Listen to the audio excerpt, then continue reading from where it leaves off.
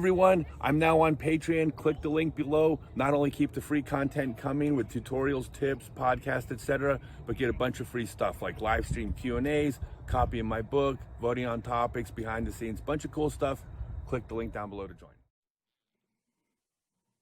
Hey everyone, welcome back to episode 10 of the Scott Stokely podcast. And I am talking to someone that if you look on your screen, you probably don't realize is a big, big name in the sport of disc golf. You've heard of him, but might not know that you've heard of him. There is a book out there that I believe is the #1 selling book in the history of disc golf called The Zen of Disc Golf.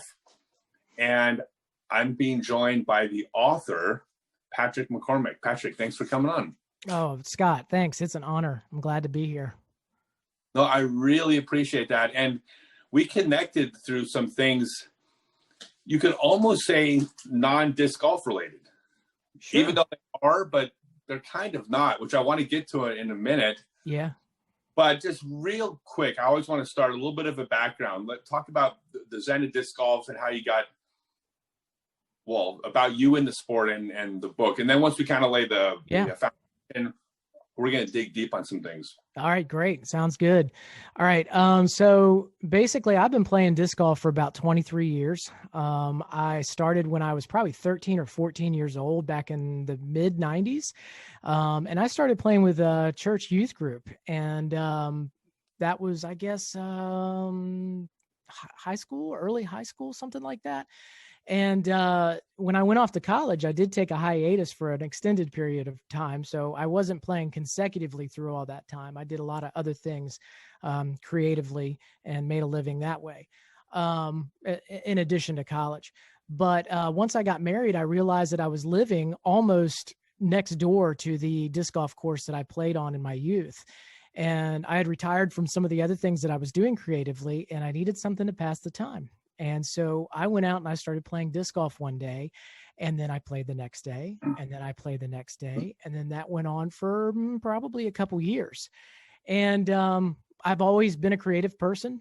And so I needed a creative outlet, and I've always written stuff, whether it was poetry. Earlier on in college, I did write an unpublished novel. So there's a lot of writing that goes on in my history, not just books, but music as well. I was out on the disc golf course, and being a fan of Persig's novel or book, Zen and the Art of Motorcycle Maintenance, I thought, how cool would it be if somebody were to write a book called Zen and the Art of Disc Golf? Because I was experiencing a lot on the disc golf course where I was learning a lot about myself, for good, for better or for worse.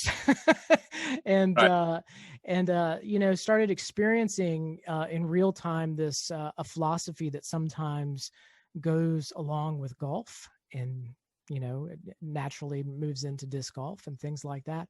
And so I started writing, and initially it was just writings in a notebook or, on a computer about some of the things that I was thinking about while I was on the course.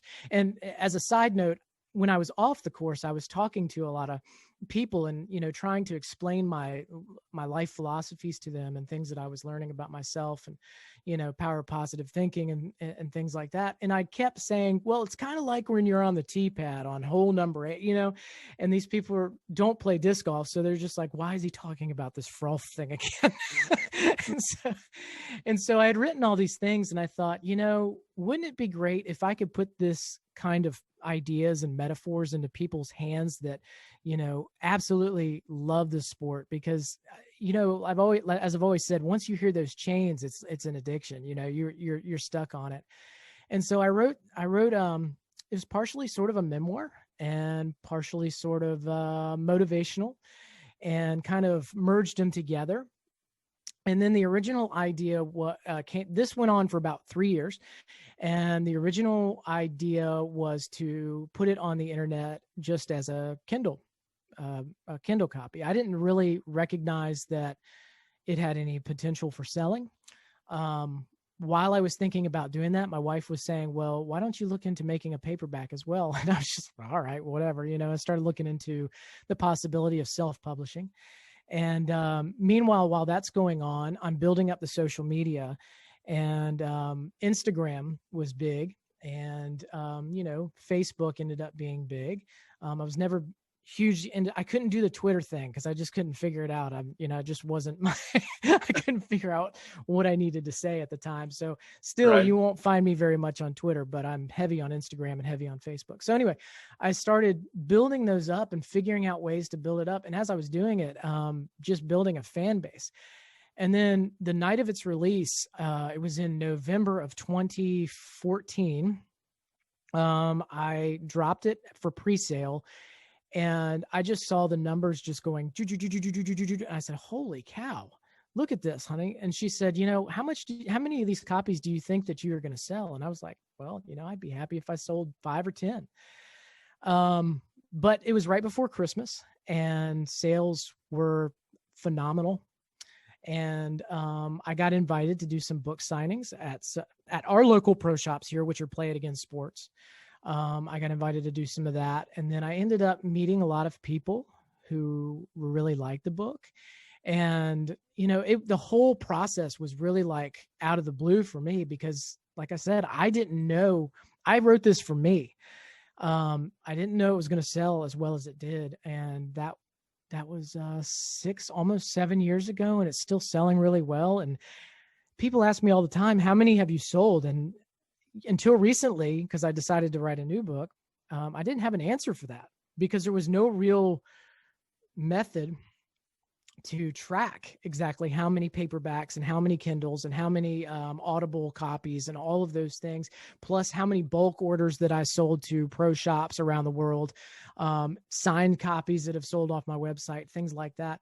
But I ended up coming up with sort of a rough estimate of 10,000 copies.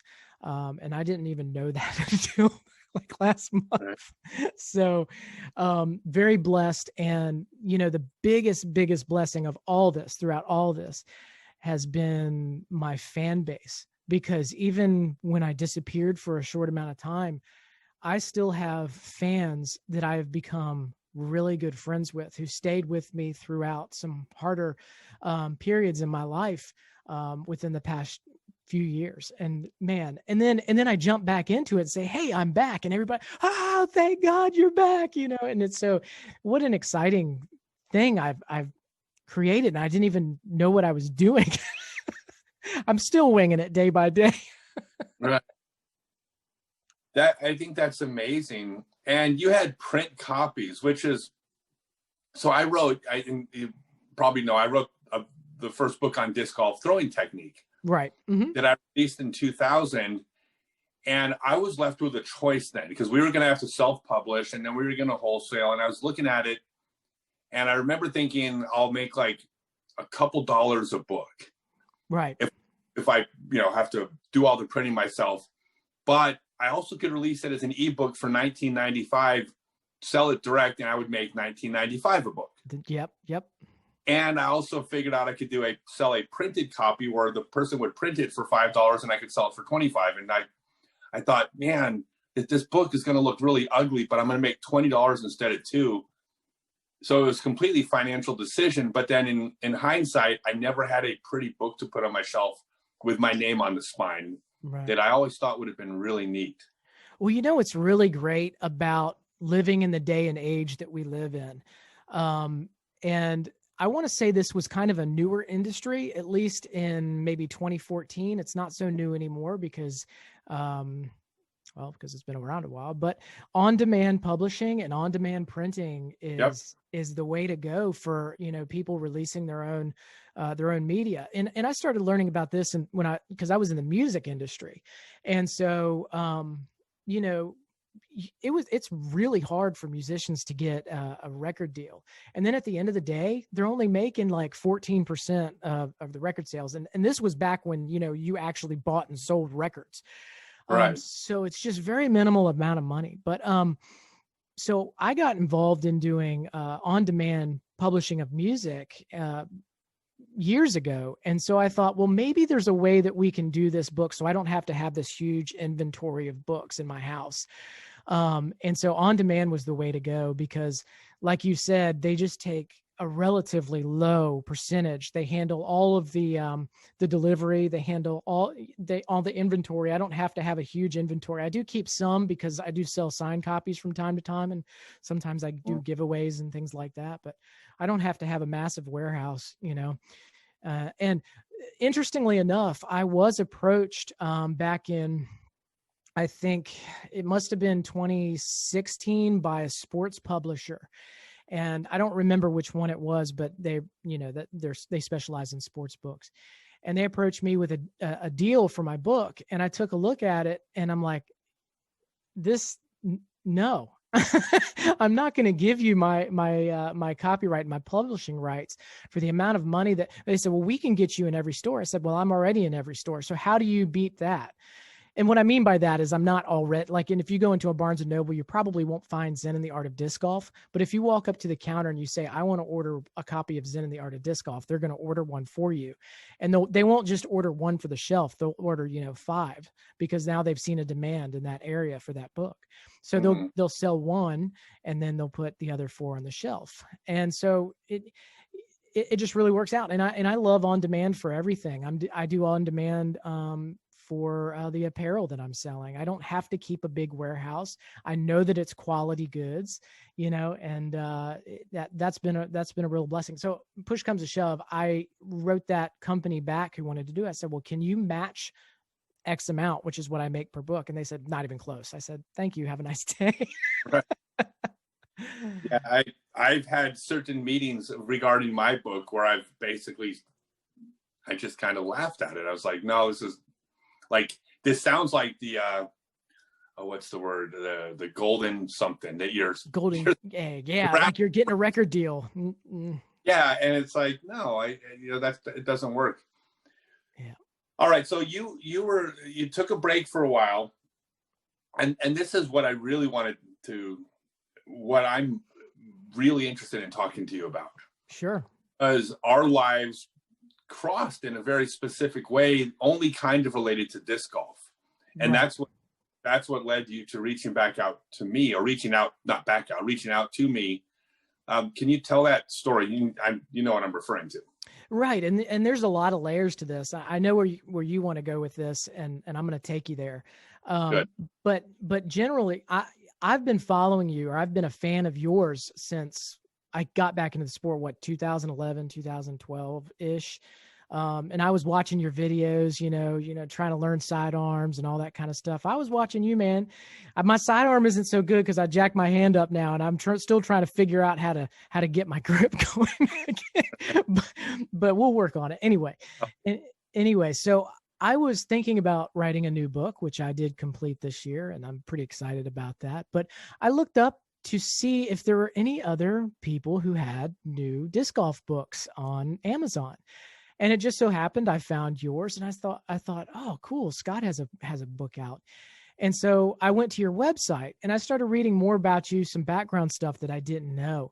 And one of the things that hit me was that you work with special needs people and children. And so I already knew we had disc golf in common, but the special needs, you had a little link down at the bottom, autism awareness. So I clicked that.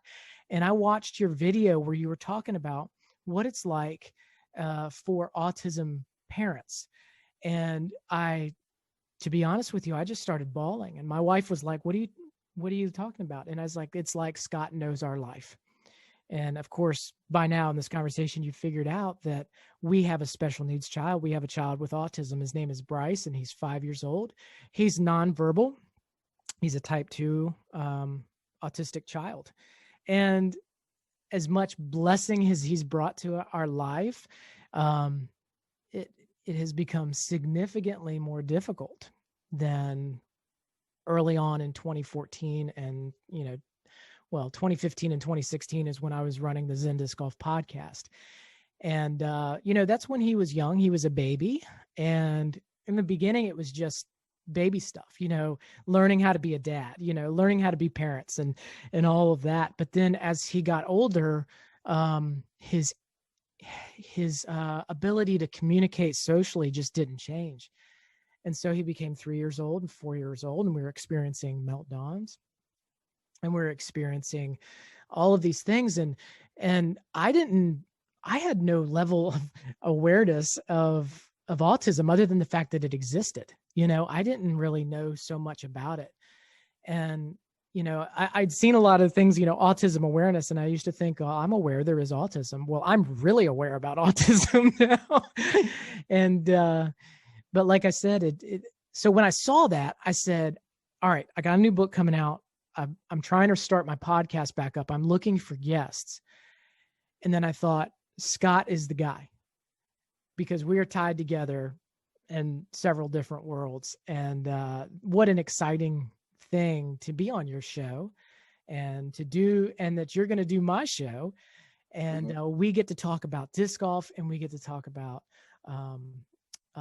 trials of our lives, and special needs and autism awareness. It's great stuff.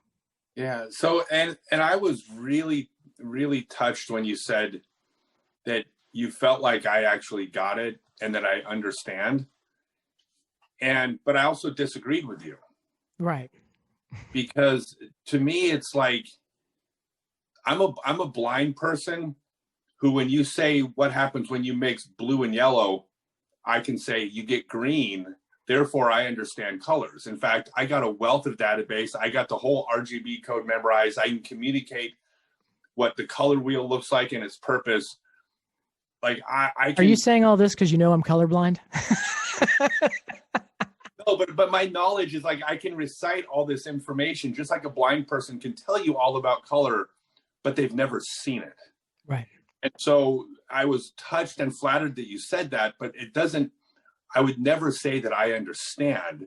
I think what I've been able to do is I've been around it enough to maybe bridge the gap and help communicate what's happening to people who haven't been there.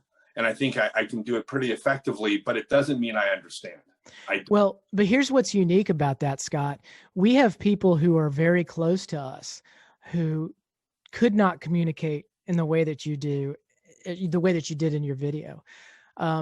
It's almost in our lives that we have to convince people that we live a different life than other people, because autism parents are so often approached with well, my kid's just like that too. Or, yeah, that's how all toddlers are. And that's not true, and to a certain extent, people want to, they don't like feeling uncomfortable when you say, I have a different life and it's not easy. And they want to try to make you feel better about it. And that's to their credit, but it really diminishes what special needs parents go through. And there's many other things in life that are very similar to this. People don't like conflict, and they don't like uncomfortable thoughts or feelings. And so what they often try to do, instead of show empathy, is to try to diminish the subject matter. And while they mean well, it can be very hurtful.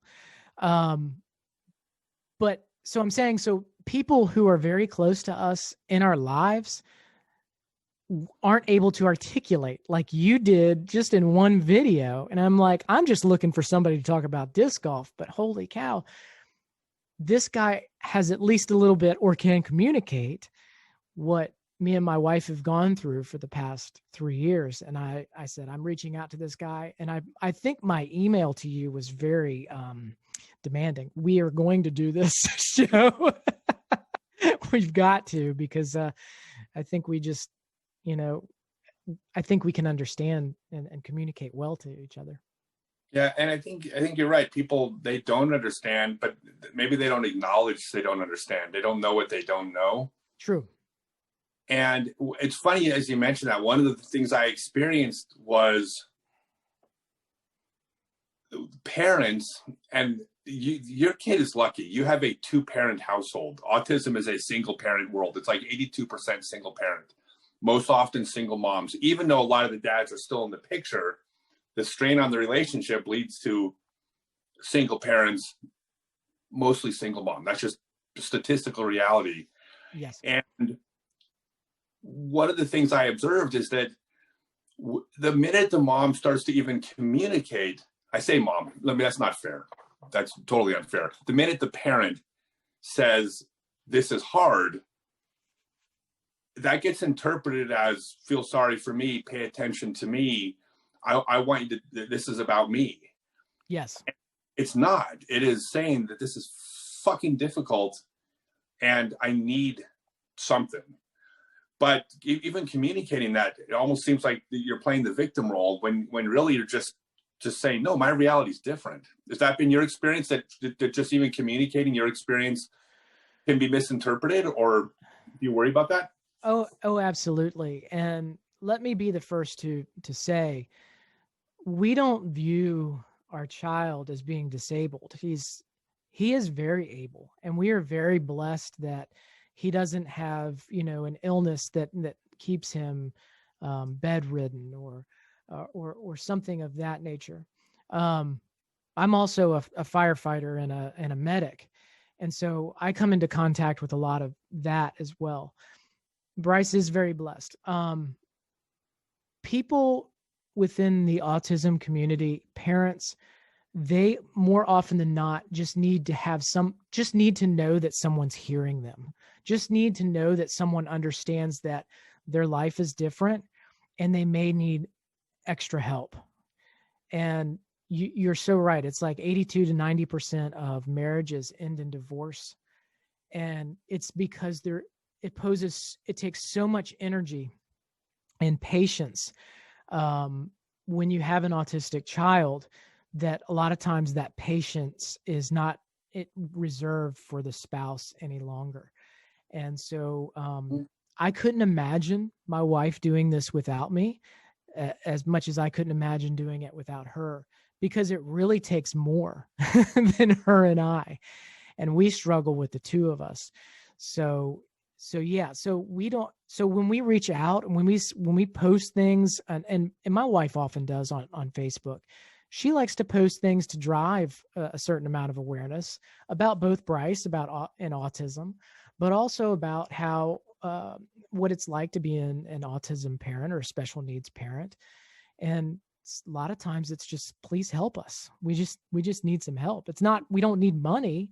We just need somebody to come over and let us go on a date, or we need, some kids for Bryce to play with, especially hard in this COVID period. I mean, he's spending a lot of time alone, which is probably the worst thing that, for Bryce, for any kid, for any human being. We are a social creature and we should be spending time with other people. But now is the time where Bryce is trying to develop social awareness and social skills, and this COVID thing is sort of depriving him of that. But, we reach out, and she reaches out on the internet because we're just saying, hey, come help us. Come, just share a sense of empathy with us. And empathy today is much lacking in our society, as opposed to sympathy. Empathy. Are you familiar with Brene Brown at all? I'm not. Okay, so she is a very famous psychological. She's really a shame researcher, is what she calls herself, but she deals a whole lot with the subject of vulnerability and empathy. And she has a really good video.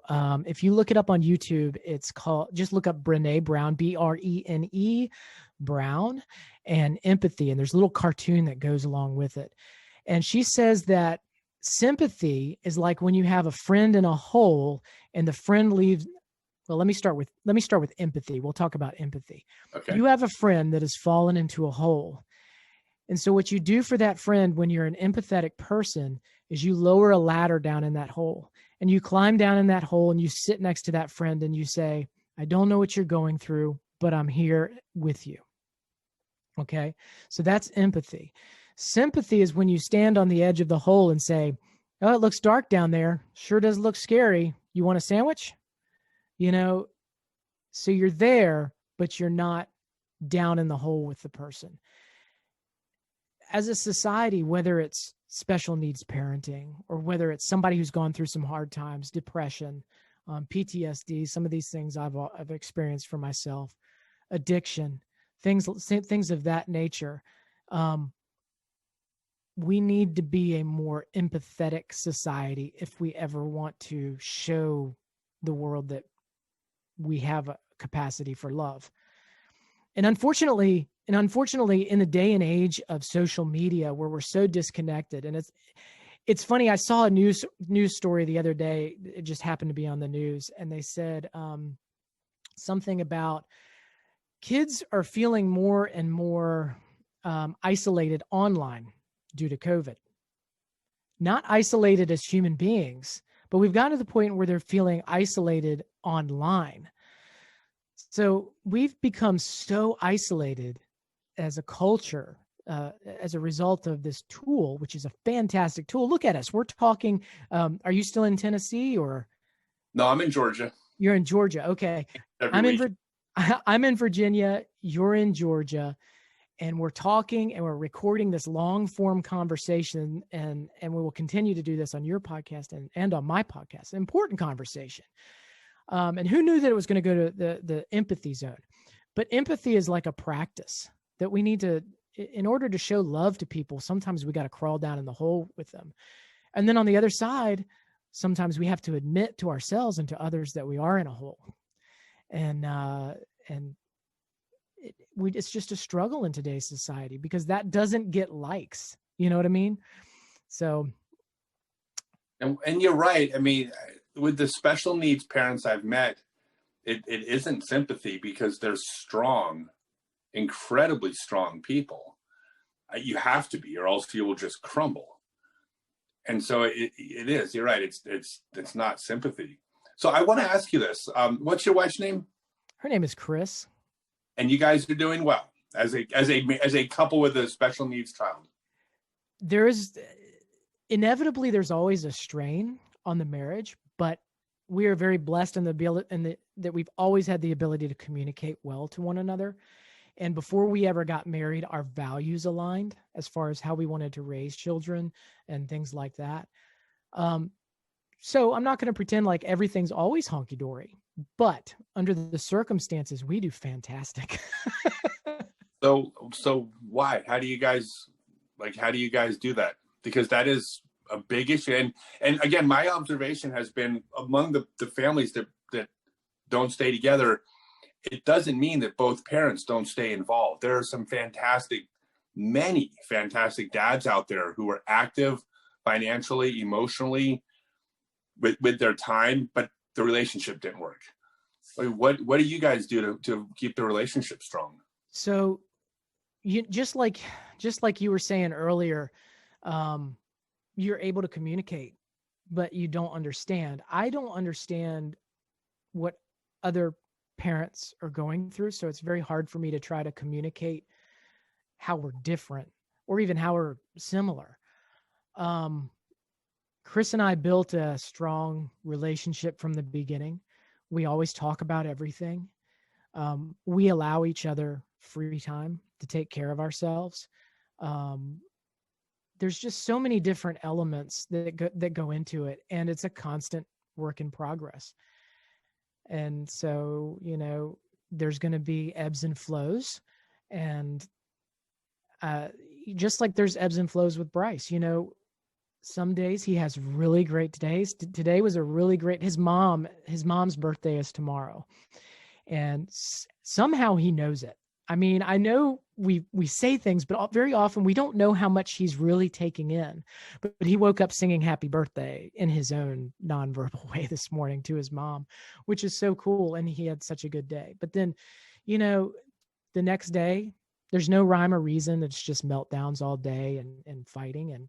And really, we just end up trying to protect him from himself and protecting ourselves from him. And, I don't know exactly how we do it. I know we tend to be positive people, as exhibited in my book, my first book. Faith is a big thing for us, and it wasn't always, but several things, including this, brought faith into the picture. And so we believe that Bryce relies on us, and he needs us to be together and be successful in our marriage to get the best for him. And so I think that's a big part of it. Are you going to continue to raise him at home, or have you thought about those options? There was a time when he was younger, and this is hard to talk about because no parent wants to admit that they might not be able to do it. But we did have a hard conversation about that one night, and it's probably a conversation that I'll never forget. And, just like I was talking about earlier about, empathy and things like that, there's a lot of people out there who will never understand having to have a conversation with your spouse and saying, I don't know if we can do this. I don't know if we can raise him. But as you said, we just exercise patience and try to take each day as a new day. Just like I talk about how, every shot needs to be its own shot when you're out on the course, every day's a new day, and we're going to get through it. It's possible that he'll live with us forever. It's possible that he'll be a very successful genius, because people with autism, though they may have interact different socially, they also learn different, and very often are very intelligent people, very intelligent. So we're excited to see that part of his life and see what his interests are, and how far that. So one of the interesting things that happened when I was traveling was that I spoke to, well, not at least, it was several parents, single moms each time, who were facing a decision about their child. And one I remember distinctly was a woman in Salt Lake City who he was probably 7 or 8 years old, nonverbal, low functioning, but she came out to the event and she told me that she was, I don't know if she was having that conversation with a partner. I think it was having a conversation with herself about how to proceed. And then she asks my opinion. And I told her, you're asking the wrong person. I'm not qualified to answer these types of questions. And she says, but I just want to know what you think, please help. And so it's that weird position where someone's asking you to give honest feedback, but you're not qualified. And what do you do? So I remember saying, well, I'll give you my honest answer. I go, but you may or may not like it, but if you're asking me, I'm going to be honest with you. And she said, yeah. And I said, or I'm sorry, she first said that people were trying to talk her into doing this and she didn't want to do it. And again, I felt like I don't want to answer this question, but you're standing in front of me. What do you do? And I said to her, I said, when you make your decision, don't just think about your child. I said, make the decision for both of you because both of you are part of this. Because Blue Power wasn't about the child with autism. It was about the child with autism and their siblings and their parents and their family. It's about everybody. It's not just about one individual. And most moms don't think of it that way. They think about child only. And I said, if you want my opinion, I said, you need to make a decision, not just what's best for the child, but also what's best for you as well. And yeah. And it was, and she cried. And that's why is because she cried because someone was just telling her it was okay, that whatever decision she made was okay. Sure. There wasn't a right or a wrong decision. It was, She needed somebody to crawl in that hole with her, and she probably couldn't find it anywhere. And so going back to something you were saying earlier is I had the immediate thought that, we all have special skill sets, and you have special skill sets and I have special skill sets, but we can use those to impact people in positive ways. And so, you do the Blue Power and you do a lot of other things that help impact people in positive ways. And like I told you before, I'm not a professional disc golfer, but I'm a creative personality and I write things. And I just happened to write a book that seems to have helped a lot of people. I had a very just a side note. Yeah. I had a very similar situation happen to me the other day. I was on the course and I was recognized, and they came over to me and they said, "You're Pat McCormick, aren't you?" And I said, "Yeah." And which it happens from time to time. "You're Pat McCormick." "Yeah." "Can you show me how to throw a sidearm?" And I said, wait a minute. So. Gotcha. It's an interesting world we live in. All right. So that's great. He sounds like a really lucky kid with two great parents. And I hope the two of you never forget that your relationship is critical to his success. His success is dependent on the two of you succeeding. And if you don't ever put you guys first, that's not in his best interest. And there, I'm going to get off my soapbox, but no, you're 100% right. And that's difficult because kids, all kids are demanding. And this is true for not just special needs children. That's true for all parents. We all need, but don't put yourself so much first that it becomes a problem for the child. But, very often marriages do have hard times because too much attention is paid to the child and not to each other. Yeah. And when you talked about, I was so happy to hear that you even were doing date nights. Trying to. So it's very difficult. We might have one every 4 months. There's parents that feel like things like that are selfish in that situation. And again, I'm not trying to be preachy, but they couldn't be more wrong. If you don't protect you guys, like you guys are the foundation of his entire universe. And so, yeah. So again, I don't want to beat a dead horse, but keep focusing on the two of you. I think that's the most important thing you guys got going for him. Mm-hmm. All right. So now this is where we connected, which is a beautiful thing. The connections I'm able to make this way. So now you started thinking about writing another book. Well, not thinking about, your book came out a few weeks ago. It's done. Yep. Yeah. So tell me about it. So let's see. The first book in 2014 was Zen and the Art of Disc Golf. That was the bestseller. About 2 years later, I coupled it up with another set of writings that were basically blog posts while I was doing the podcast. That was called Discs and Zen. It was about the same length. And then about 2 years later, I combined those into the complete Zen and the Art of Disc Golf. So there were already 3 books. One was just a compilation book. People used to ask, when's the next one coming out? And I just laugh. How do you write that many books about disc golf? But a couple months ago, I was sitting there and I was probably watching Jomez or something like that. And a thought hit me. Maybe I could do a third book. And part of the reason was I've been teaching, not like the amount of coaching that you do, but I bring a significant amount of people into the sport. And a buddy of mine, I was teaching him, and one day we were in the fire station because we worked together, and he said, "Remind me what the 4 numbers are on the disc." I said, "All right, well, let me go get dry erase marker, and we'll go over some of this."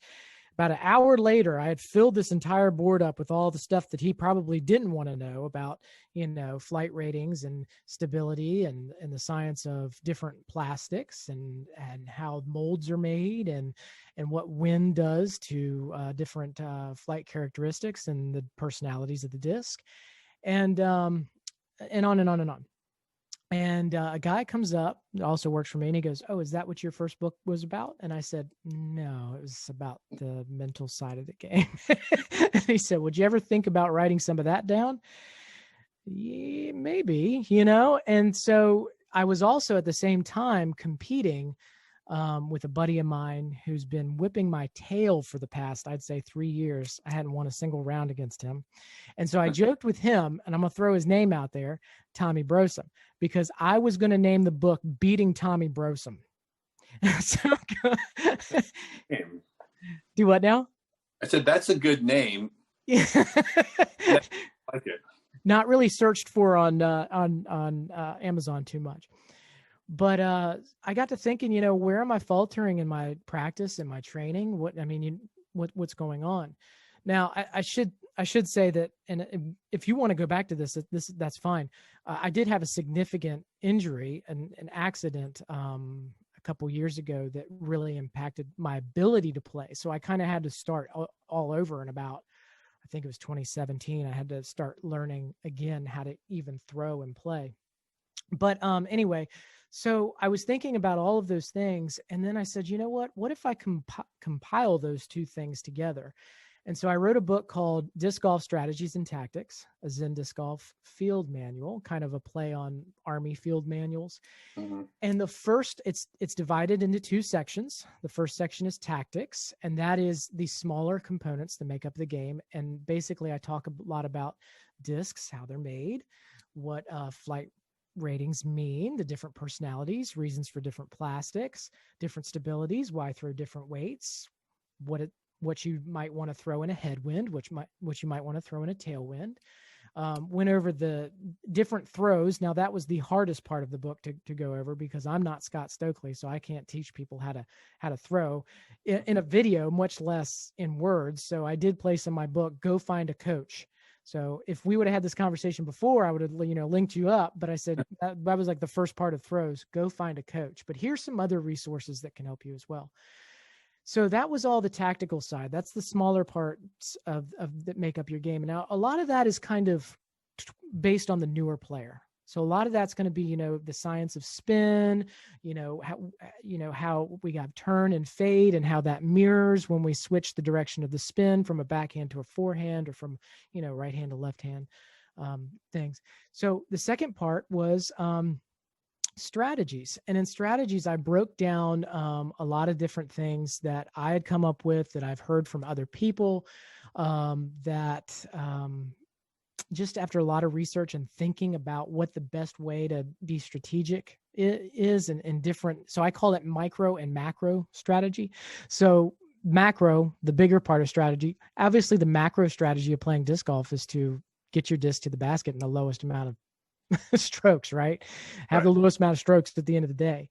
But micro strategy is what you're doing every time you step up to your disc. And so it's all about looking at different lines and all of the things that need to go through your head. How am I playing today? How does my body feel?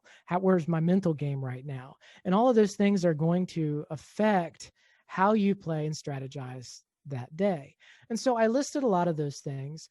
I think that the book really shines in giving ideas for different types of practice rounds. It shines in different types of competitive rounds, to going out and playing and having a good time with your buddies, just different challenges that you can do. It's just as much information as I could possibly put into a book. I just tried to think about all of the things. I mean, I even included some fitness stuff, some kinds of workouts that can help you out on the course, and things like that. So I tried to make it as comprehensive as possible, but tried to make it very easy to understand. And whereas I think that the newer player will gain a significant amount from the first part of the book, maybe a more intermediate player from the second part of the book. I learned this sort of about books a long time ago, because I'm an avid reader. If you can pick up a book and you can go through 200, 300 pages, you're not going to remember every single thing that you read in that book. What you're going to remember are the things that are new to you and you can use, or are things that you're already doing, and it kind of backs that up and says, hey, yeah, this is the right way to go. And those are the two things that people really look for when they're reading specifically a book that's meant to help them. Just a few takeaways, not 27 takeaways, because you can't remember all that. It's going to be 3 or 4 takeaways from, 250 pages. And so while I think not all of the information is new to everyone, especially not to Scott Stokely, I think that there are golden eggs in every chapter, something that somebody's never heard before, and there's something to gain. So I'm pretty proud of how it turned out. So I actually just recorded a video today on the mental game. Well, a very specific piece of the mental game. And what I mentioned in there is something that I call designer psychology. Okay. which is it's exactly what you're talking about, which is you pick what works for you and throw away what doesn't. True. Yes. When it comes to the physical part of the game, you don't do that. Right. Work on it. There's physics, there's correct mechanics, there's a right and wrong way to throw, but the mental game will never be that way because we vary so much. You can't buy a book and go, that all works for me if it's above the neck. You're right. Yep. So I think that's kind of what you're saying, right? Is that there's things in every chapter you can find. Yes. And I know there's things, and I even admitted in the book that some of these things, people can argue that's not how I do things. Okay, that's cool, because you'll find 5 other things that are valuable to you for every one that you don't. And hey, I have no problem admitting that I am not on the PDGA tour. I just play a lot, and I enjoy writing. I'm a creative personality, and that's what I do. And I've just found success in doing things this way. And while I do wish to compete some more, and like I was telling you earlier, really had a life-changing moment a couple years ago, and I got in a significant accident and having to learn to rethrow. I think I'm finally back at the ability where I can go out and start competing again, or getting close. Just let me help. This is what I do. I'm making the bulk of my income by doing video private lessons. And I'm glad you didn't mention me in the book, because I actually have about 350 people on a wait list right now. Right. That's what you were telling me. That's great. Yeah. I can't even, my last number of videos that I've released, I don't even mention on there that I'm doing lessons. I'm like, the old residual lessons are coming in faster than I can handle. So, but I would squeeze you in. You get the friend rate. If you want to beat amazing. If you want to beat your friend, we'll just team up on him. You'll beat him. I promise. Let me tell you, he loves you, because I introduced him to you, and there were some videos of you trash talking, and that's what he does. Yeah, that's his bread and butter, trash talking. I will say, December 24th, I beat Tommy Brosom. I told him I was going to change the end of the book. And he said, well, that's not fair. There's 38-mile-an-hour winds on Christmas Eve. I was playing in the same winds, brother. Yeah. I was going to say, because if he was a fan of mine, I could do a private lesson with him and then just give him bad advice. Let's do that. Let's just say, hey, Scott Stokely said he would train both of us. I'll screw him up I have a price. We'll talk off the air. But yeah, be bought. I'm sorry? I can be bought. Nice. I need a new fender for my Jeep. We had a blowout that blew off the fender, and it blew out the electrical system in the front of the Jeep. Oh, geez. I know, right? It was so cool. I mean, it's a Jeep, so it's a 2005 Wrangler. It's TJ. It's like it's meant to look like it's been through hell, and it has. It's really cool. Nice. I used to have an 03 Wrangler. Did you? Yeah, I did. Yeah, I will never not own a Jeep again. It's the coolest. Well, you've seen the pictures. We've done all this backcountry camping, and we just drive off into the desert or into the mountains somewhere, and we get places other people can't go. It's the coolest thing. That's the life. See, I argued the same thing about a Prius back in 2014 and 2016, that I spelled freedom, Prius, because the gas prices were so high and I was getting like 50 miles to the gallon. Right. And I was the first to joke on myself for driving a Prius. So, but hey, I actually sold it. I don't drive it anymore. So thank God. Those were rough years. To an investor in California, I'm guessing. Yeah. Right. That thing had 300 some odd thousand miles on it though. So that was still right. Yeah. And I said, this thing's going to die sometime soon. I got to let it go. But I still have something pretty fuel efficient, because I do like to go about once a week and travel. I'll leave really early in the morning, and I use a U-disc, and I've got all of these courses that I have, pinned, saying that these are ones I want to play. And I'll drive up to 5 hours, play 2 or 3 courses, and then come back that day. Really? About once every other week. So I'm not on tour like you, but that's how I get to experience my own mini disc golf tour. Does your wife play? She does not. She played one time, and it was not a good experience for her. And it's kind of a funny story. I hope I don't embarrass her too much, but she thought the point of the game was to make aces on all the holes. This was before she really understood just trying to get as few strokes as possible in pars and things. She didn't grow up around golf. So she was very upset when she'd pull up to the tee pad and not even get close to the basket. She didn't understand how am I supposed to get it in the basket from 300 feet? So here's the thing. If she wanted to, if I got the chance to work with you online, if she gave me 30 minutes of her time, she might find that she likes the game. And I'll tell you why. When you're brand new, if you just are going to stand there, do this with your arm, and the disc kind of flies one direction or another, there is absolutely no fun in that whatsoever. Right. And I'm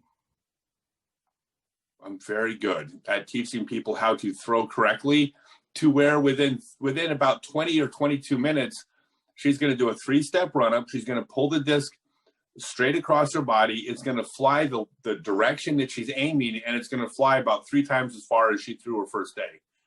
And what happens is, there's no guarantees, but what often happens is, I've worked with a lot of girlfriends and wives.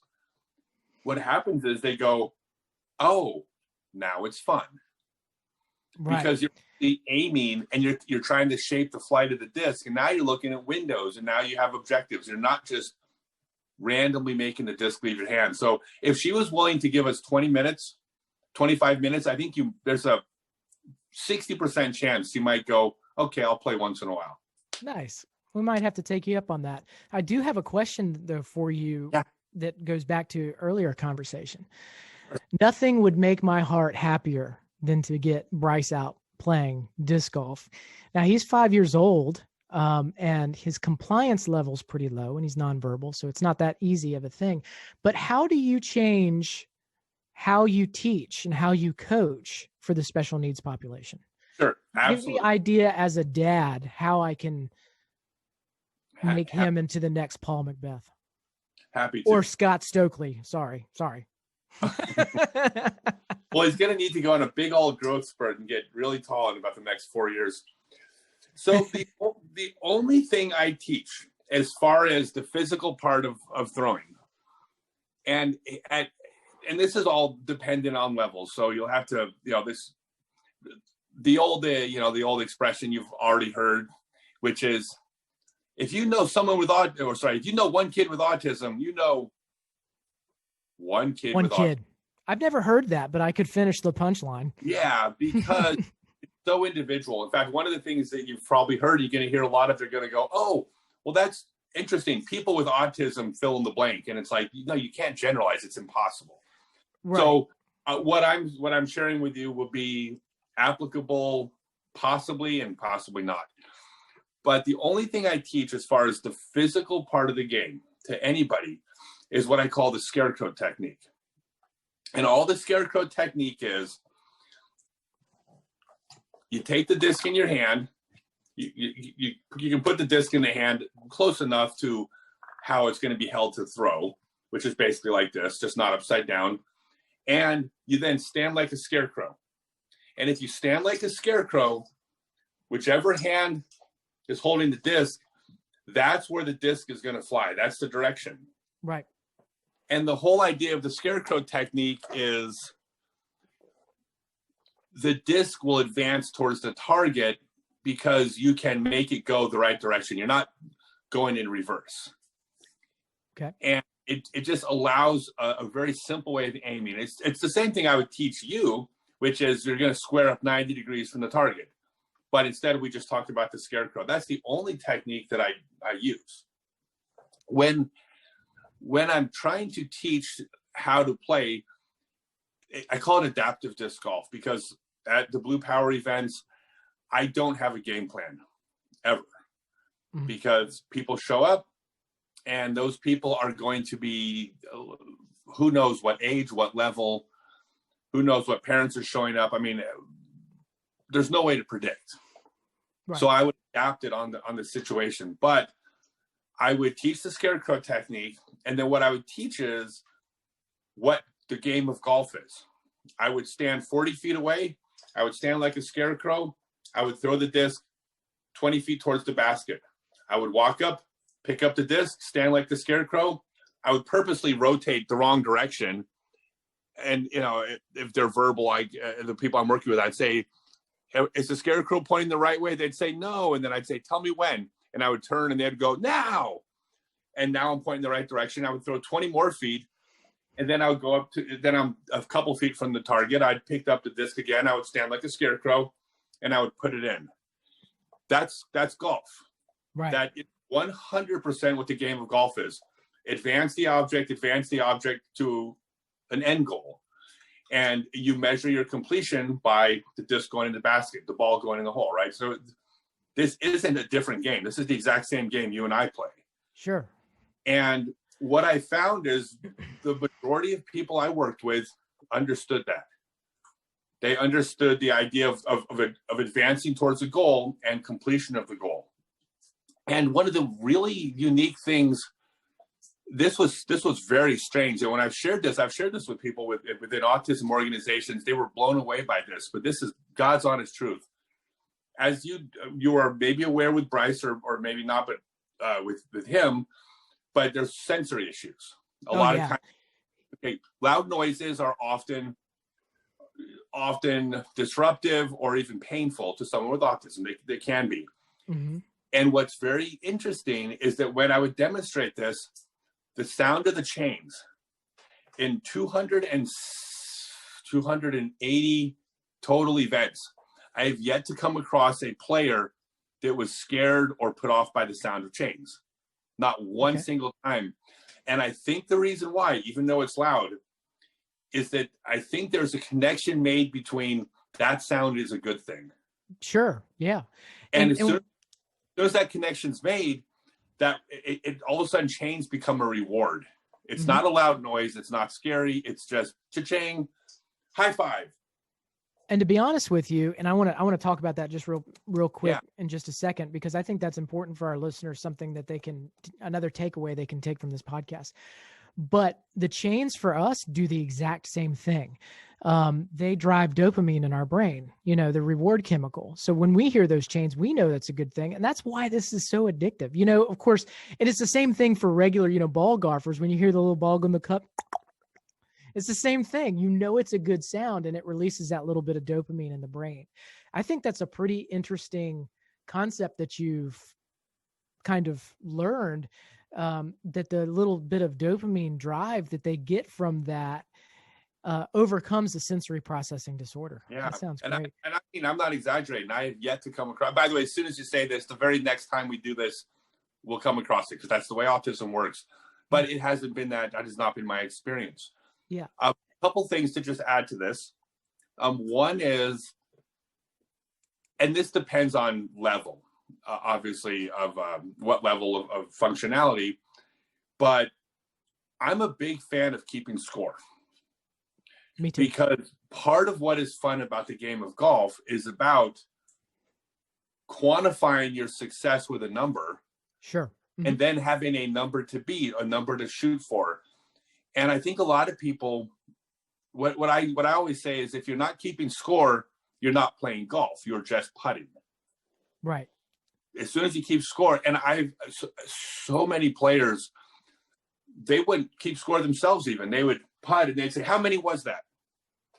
And I would say, that's 5. And then that they were happy. And then it's like, we quantified it. And I think that a lot of the, I mean, in your neurotypical, whatever word is you use today, your normal average American school, there's 8-year-olds that aren't keeping score at sports at school. Right. And I couldn't disagree with that philosophy more, but I think a lot of people would say, yeah, but if you have autism, you shouldn't keep score. Says who? Like, who says you can't keep score? Who says you can't say, good job, you can do better? Where does that become a bad thing? So I don't know every autistic person in the world, obviously. I know one very special one. Right. But I know that people don't like being treated differently. So when you say oh, a certain person likes is it's okay to keep score with a certain person, but not with a certain person, you're automatically saying that they're disabled and they can't understand, or that it hurts them to do it. And they don't want that. I think I can speak for the majority of, special needs population to say that they don't want to be treated as if they're different. They just want to be human beings like the rest of us, as they are. And how about a parent who keeps score for a child who isn't able to even connect the dots on what score means? Why doesn't the parent get to enjoy seeing the child improve? Sure. Well, yep. The whole thing about golf is, what is improvement? Well, it's written down on a piece of paper. It's not subjective. That is the sport we play. It's not a game. It's a sport. Yeah. So those are probably the biggest things I found, is that the scarecrow technique, teaching the game of golf can be understood. I'd say one final thing is that, and you're already aware of this, but the disc golf community and the Frisbee community in general is the best group of people I've ever known in my entire life. And if you didn't write the first or the most successful book in the history of disc golf, if you were just a parent with a child with autism, I would tell you, go out to your disc golf league, introduce yourself, tell them you want to join the league, tell them this is Bryce, he has autism, and you're going to get a warm reception. He's going to probably go home with 3 or 4 discs. And when you come out, people will remember him and high five him. Yep. You're a welcome part of the disc golf community. I will speak for every disc golf club in the world and say, you, autism special needs parent, is welcome in our club. There's not a disc golf club in the world you're not welcome in, and will be embraced. And so that becomes one thing that, as you know, that having a safe place for a parent who has a special needs child, isolation is such a big issue. And when you go to Denny's, again, I'm preaching to the choir. So I'm speaking to you, but I'm speaking to the people listening. When you go to Denny's and you have a situation that is potentially volatile and always unpredictable, oh yeah, there can be this real tendency towards, you know what, let's just not go to Denny's tonight. Let's stay home. That is very, very common. Or let's go over to a friend's house because they know about Bryce and they understand him. So if he has a meltdown, we're not going to be embarrassed, or we're not going to be uncomfortable because they know about Bryce. Well, guess what? You introduce Bryce and your family to a disc golf club. They understand Bryce. And then when Bryce has a meltdown, you're fine. This isn't Denny's. You're not getting dirty looks. You're getting empathy, and you're going to get people who say, I can't wait to see you next week, Bryce. Yeah. And what you just described was probably our first 2 years after we got diagnosed. Mm-hmm. There is an isolation, and it's even worse than that because you don't go to the friend's house because they tell you they understand, but you still don't feel comfortable enough to put that on other people. You know what I mean? Because it's uncomfortable. It's uncomfortable. All right. Okay. So I'm going to, you're going to get mad at me here, but I'm going to call BS on you right here. Go ahead. If they're your friends and they say that you're welcome, it's not your responsibility to protect them. If they're your friends and they say they're welcome, and if they're uncomfortable, more power to them for telling you that you're welcome when they're uncomfortable. They're grown-ups. They can handle themselves. If they say that you're welcome, go. Don't try to protect them. You've been invited to people that want you. And so well, thank you. I appreciate the BS, but, and you're right. But the mindset is hard to get out of. I mean, especially when it's relatively new. No, for sure. For parents. But you are not wrong. No, I'm taking both sides. I'm saying I have empathy for you, but I'm also kicking you in the ass and saying, if your friends say it, then that's their responsibility. And if they have a difficult night because of Bryce and they invited you over, they're grown-ups. They can handle it. You could handle it if you invited your friends over. If Bryce was a child in another household, you could handle it. Why can't they? Yep. They're your friends. They want you. Go. And see, that's why you're a good coach. because you're empathetic, but you also kick your players in the butt. Yeah, I like it. Yeah, I know. I and again, I always feel like I'm speaking out of turn, even giving advice, but I speak my mind and I'm honest, even if I'm wrong. I'll speak my mind. There's usually nothing wrong with that. In fact, but you're definitely not offending me. It's still a pleasure and an honor to, be on the show with you and get you on my show as well. I did want to talk about the sensory processing disorder really fast, because I think that's something that people don't understand a lot. So you mentioned earlier that loud noises bother some special needs children. And it also goes into all of the other senses. So there's taste, touch, feel, hearing, and things like that. So not all people with sensory processing disorder are autistic, but a lot of autistic people have sensory processing disorder. Does that make sense? Yeah, 100%. So there's two different directions, and I'm not going to act like I'm a doctor or specialist in this. I'm only giving you what is experiential for me. There's sensory seeking, and there's sensory trying to move away from.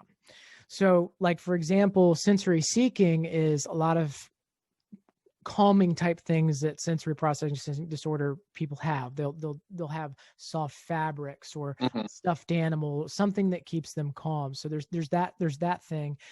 Also sensory seeking could be in the we call it flapping. So when they get really excited, it's almost, they say it's almost like they got an electric energy within them that's just flying off when they begin to flap, when they get excited. And there's different forms of that. It's called stimming. So if you see, I don't even know what I don't even know what direction I want to go with this, but just having people have an understanding of the sensory processing disorder, I think goes a long way. A lot of times when Bryce, let's say we do go to Denny's, we're not a Denny's family, but let's say we did go to Denny's, sometimes things will bother him and we'll have zero understanding of what he's perceiving in his senses that are overpowering his ability to control his emotions. It could be lights. It could be sounds. It could be a frequency. It could be something that we can't even hear, like a frequency that's going on, like buzzing in lights, things like that. And so I just thought it would be, because you brought it up, it's really important for people to understand this sensory processing disorder as well. Well, and that's the thing about the disc golf community is that you average Joe parent, you're going to make friends. You're going to be having conversations on the golf course. They're going to get to know your child. They're going to get to know you. They're going to hear about your story, just the way you'll know about their work, and you'll hear about their recent divorce. I mean, you're going to know them too. I mean, it's what we do when we golf. We talk for 2.5 hours. And so it's a chance to make a group of people familiar with your situation, that you don't have to feel, I can't say I don't have to, that sounds like I'm discrediting the anxiety, but it's an opportunity to have a less anxious environment because you're welcome and it's a club. That's what disc golf is. Disc golf clubs are clubs. The number one goal of every disc golf club in America or in the world is more members. That's it. You're welcome. Fantastic. And that I think is a big part of the therapy that disc golf offers. It's not just playing the game, but it's the socialization that goes along with it too. It is. I love it. So keep me updated on the progress. It should be fun. Like I said, very few people I've ever worked with didn't get the concept of golf, although most of them were older. So 5 is young, but the concept of golf, advance, progress, success, it's a sport concept that translates. It just does. And it translates visually. You can watch it and do it. So I'm a big believer disc golf is the best game in the world for kids and adults with special needs. I say special needs. Whenever I say autism, I'm almost excluding unintentionally people with other special needs. Right. I'm not a doctor, but I've met many people with special needs that I would have guessed autism within a few seconds. And it's like, no, it's a neurological this, or it's some other. So autism, it's a metaphor for the special needs, at least the way when I communicate it. So I don't mean to pigeonhole that. Sure.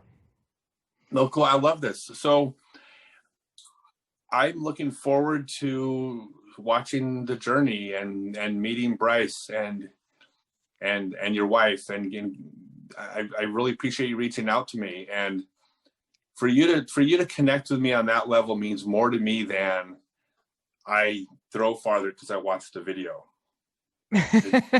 Yeah. It just does. Right. That's what makes I've never gotten teared up because someone throws farther because of a video. Right. But letters from special families with special needs and I cry. So it matters to me. So I appreciate you reaching out to me and all the kind words you said. Oh, absolutely. I appreciate you taking your time for me. And there are some grade A courses. I don't know if you play Williamsburg. You ever play Williamsburg? New Quarter? New Quarter? Mill? Yes. Wait, I think, boy, it's going to sound so pretentious when I say I may have and don't remember. Oh, no, I understand. But I think New Quarter sounds familiar. we have some grade A courses, in my opinion, in this area. So if you're ever down here, there's some B tier events I think that occur at New Quarter. I don't know if any A tiers do, but definitely have a B tier every year. No Quarter and New Quarter, I think is what it's called, around October. But if you're ever in the area, I'm pretty sure I've played New Quarter. Is that north of Newport News? Yes, and Newport News is my home course. Well, okay. They're all my home courses. Okay, so New Quarter. Okay, yes, I've played there. Yes, it was a tournament, and the first 1,100 rated round was shot at that course. Wow, at New Quarter? I'm 99% sure. There's a player out there about 40 years old who really, really, really good, but he's not a touring player, but he's top-notch player. And I shot with him, and I learned at the time about 4 years ago that he was the first player to shoot an 1,100 rated round. Wow, because New Quarter is unreal hard. Yeah. But I play New Quarter and Waller Mill and Newport News. Those are my trio when I'm playing locally. But yeah, if you're ever in the area, you got a place to stay. Yeah, half an hour south of Jamestown, right? Right. Yeah, right near. I live pretty much right near Jamestown. Okay. So I have been there. It sounds so all blur. Well, cool. Thank you for coming on the show, and I'm looking forward to being on your show. One last time, what is the name of the new book? The name of the new book is Disc Golf Strategy and Tactics, a Zen Disc Golf Field Manual. It's on Amazon, paperback, and Kindle now. Working on the audiobook. So. Okay, and where does someone connect with you to follow you? ZenDiscGolf.com. ZenDiscGolf.com. All right. Yeah. Thank you so much. I'm looking forward to our next conversation. Awesome. Me too. Thanks, Scott. You bet.